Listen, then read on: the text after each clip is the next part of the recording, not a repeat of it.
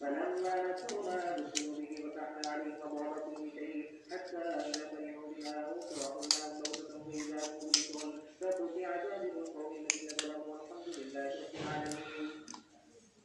قل أرأيتم إن أخذ الله سمعكم وبصركم وختم على قلوبكم إلى من الله يأتيكم به وانظر كيف نصرف الآيات ثم هم يكذبون. قل أرأيتم إن أتاكم عذاب الله موتة أو جبرة من الذين القوم الظالمون وما نرسل المرسلين إلا مبشرين ومنذرين فمن آمن وصلح ولا خوف عليهم ولا هم يحزنون والذين كذبوا بآياتنا يمسهم العذاب بما كانوا يفسقون.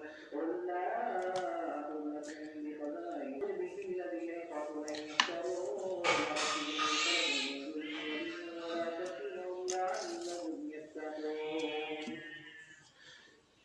ولا تطرد الذين